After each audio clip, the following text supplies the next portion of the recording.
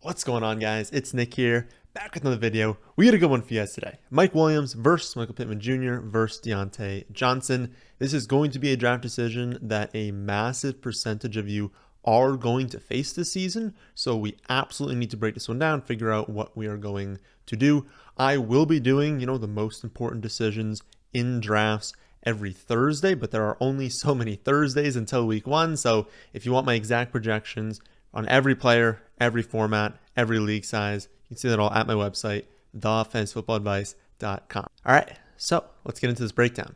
So none of these wide receivers have any age or injury concerns. Mike Williams is the oldest at 27, but they're all kind of like in that prime range between 24, 27 years old. We should not be worrying about age with any of them. And then, each one's missed a little bit of time with small injuries here and there, but none of them are injury prone. None of them are coming off a major injury last season. And so it's fine. Don't worry about injuries. Don't worry about age with any of them. In terms of past production, I feel like the rankings have to be Diontae first, then Mike Williams, then Michael Pittman Jr. Diontae has averaged 8, 11.9, and then 13.8 half PPR points per game these last 3 years, compared to 9.1, 8.6, and 13 for Williams, and then 6.1 and 11.4 for Pittman, who obviously has only played the last 2 years because he was a rookie 2 years ago. But as I've said, in previous breakdowns, past production is very important when looking forward, projecting forward. But at the end of the day, those points already happened. So it's really nice seeing that Diontae Johnson has been very productive in the past, that he was the best among this group last season, but we only care about moving forward. We only care about what's going to happen this season. So that's going to be the focus of this video, and we'll start off with Diontae Johnson.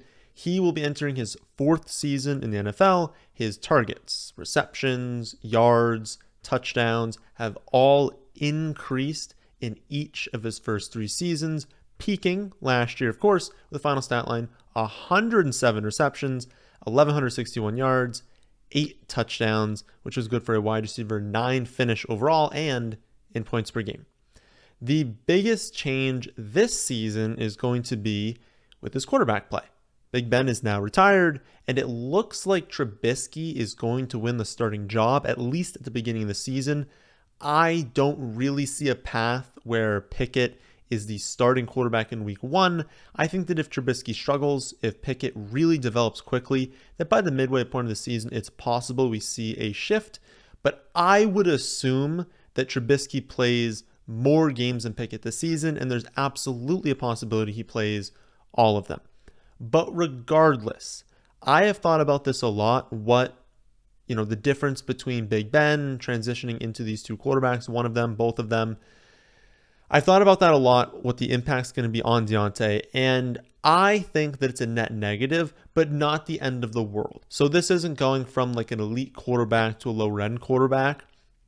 I think a lot of people are going to assume that Diontae really only posted his numbers because Big Ben peppered him with like 5-yard targets, right? But that's not really the case, and I think that's what a lot of people are concerned mostly with, the thinking basically being that, Big Ben can only throw the ball like 4 or 5 feet downfield. And so if Deontay's running all of those routes, well, then he's going to get a billion targets. And if we transition to other quarterbacks, that's not going to happen as much.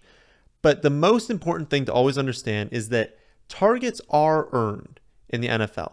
And Ben was peppering Diontae with targets because he was always open.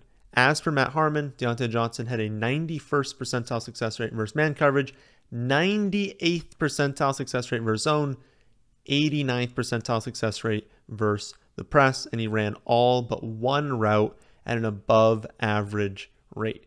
Diontae Johnson is an elite wide receiver and is one of the best in the NFL at creating separation. So again, those targets were earned. Diontae was able to get open consistently, and Big Ben took advantage of that. So then why is it a slight negative? Even though Ben was declining, the offense itself was set up really nicely for fantasy success. Over the last 2 seasons, they ranked 1st and 4th in pass attempts per game, and have been second each of the last 2 years in pass play percentage. But no matter who ends up being their starting quarterback this season, for however long they end up being the starter, I would not expect either of those to continue.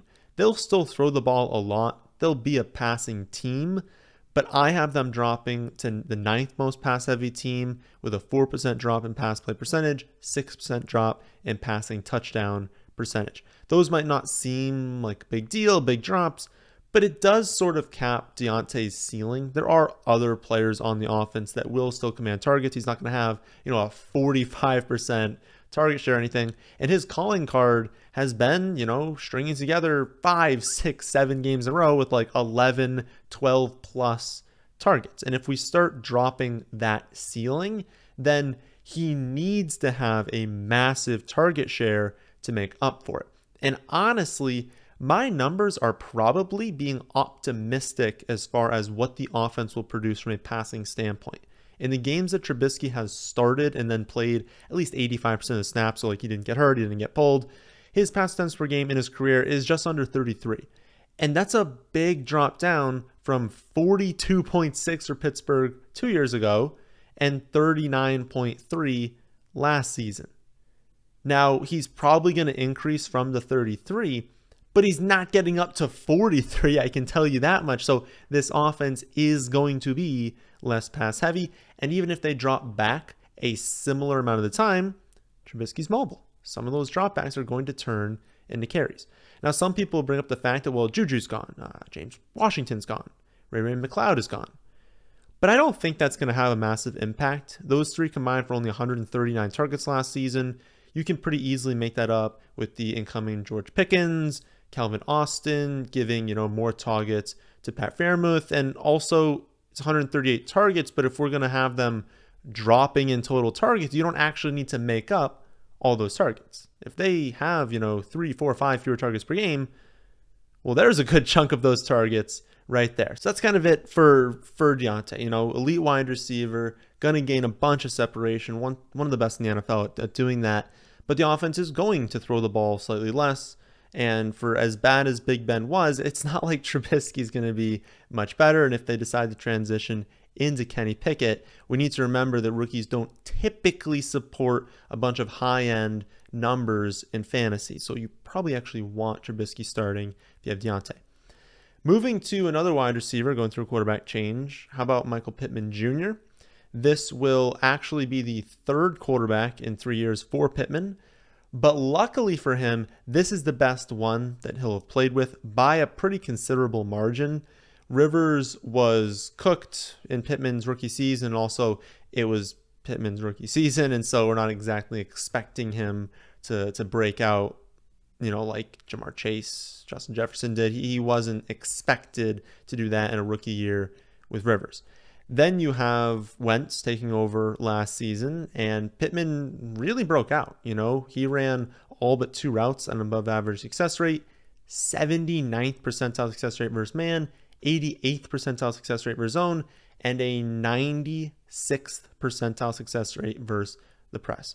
Michael Pittman Jr. is a true alpha X receiver, standing 6'4", 220 pounds. He can line up on the outside, beat press coverage, beat double teams, beat man coverage, and can open against zone.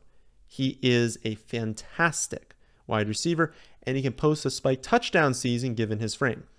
I am honestly not sure what the true ceiling for Pittman is. I don't know if he's got a top 3 ceiling or more of a top 7 ceiling, but I can tell you that it is a significant upgrade going to Matt Ryan, and we're probably going to learn that answer this season.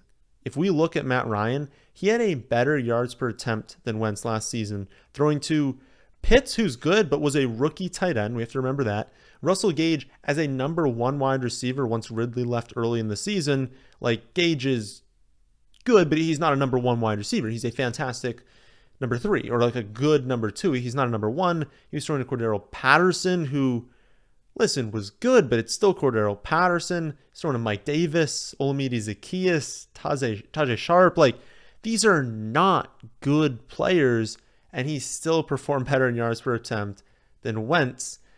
And that's with no ground game whatsoever. That's a really important thing. At least Wentz, defenses had to load the box against Jonathan Taylor, so they couldn't focus as much in the passing game.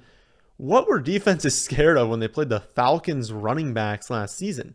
Absolutely nothing. So they could sell it to stop the pass. And when you can sell it to stop the pass, and you also have no one really of talent to throw to besides, again, a rookie tight end and a number one wide receiver that should probably be a number 3, it's really easy to just double Pitts, to double Gage, to focus on that and just take everything else away. And it's tough. It was tough for Matt Ryan. He still outperformed Wentz in yards per attempt. Transition to this season, and now Matt Ryan is getting a massive skill player upgrade, especially if Paris Campbell can stay healthy. And I just bring this up because I want everyone to understand that Matt Ryan is a big upgrade over Carson Wentz. He is, and this offense can now reach a new tier that really hasn't been possible the last 2 seasons under Rivers and under Wentz. And that's really going to help Pittman out, who will be entering his 3rd season as the clear-cut alpha in the receiving game. That's a lot of upside. And like I said, I don't know if Pittman has, again, a top 3 ceiling or like a top 7 ceiling, but I know he can finish as a wide receiver 1. And I think that's a really, really likely outcome. And I don't think people truly understand how good he can be. He's had a phenomenal first 2 seasons with not so good quarterback play. Arrows pointing really up for Pittman. Final wide receiver before we wrap things up, talk about who we would be picking, is Mike Williams. Williams may have finished 10th in half PPR scoring last season, but it was the start to the year that was the true story, and really the start and then transitioning to the end was the story, how things kind of changed. Through the first 5 weeks, he was the number 1 fantasy wide receiver, just edging out Cooper Kupp, and that's even counting his 1 reception, 11-yard performance in week 4. From weeks 1 through 5, he scored 18.2, 18.6, 29.7, 1.6, and then 32.5 half PPR points. But then, despite being 4-1 with wins over the Chiefs and the Browns, the Chargers decided to switch up their offensive game plan, take Williams out of that Michael Thomas role, and then from week 6 on, they go 5-6. They fall 1 game shy of making the playoffs, and Williams' fantasy production, of course, suffers now that he's in a less featured role, drops from 20.1 half PPR points per game down to 9.8 from week 6 on. Then this offseason, they give him a 3-year, $60 million contract, $40 million guaranteed. I think they gave him that contract, number 1, because he earned it. He had a really good season. He's a good wide receiver. But also because I think they drafted Palmer thinking that maybe when they got to this contract situation with Mike Williams, they'd have a little bit of leverage because they have someone else. But Palmer has been just awful, and there's really no way that they could compete in this division if they don't have Mike Williams, so they had to give him this level of contract. Because if you go into the season with Keenan Allen and Palmer and Guyton, you're done. You're cooked. You're not winning this division. You're probably not making the playoffs. And so they needed Mike Williams. And I think it's really more because Palmer was not as good as they thought he would be. And honestly, the division is something to really consider with Mike Williams. The Chargers are in the toughest division in football, and likely one of the toughest divisions we're going to see for a very long time. The Broncos now have Russell Wilson. The Raiders just added Devonta Adams. The Chiefs, of course, lost Hill, but they're still going to be the Chiefs. They're still favored to win the division. They're still a fantastic team. I mean, the Chargers are probably a 12-win team in most divisions, but with how difficult this division happens to be, their current win total is only 10 games, 1.5 more than the Raiders, the same as the Broncos, and half a game back of the Chiefs. And I bring this up for 2 reasons. First, we might see some incredibly high scoring games from the Chargers this season, especially during these divisional games. And then second, they're not going to be able to take their foot off the gas that much this season because, number 1, of course, this is a hard division, right? They're going to be playing games where they know the teams can catch up. They have to keep scoring. But then also, the division is so difficult, it's going to take double-digit wins for them to even have a chance at making the playoffs. They're not making the playoffs this season with 9 wins.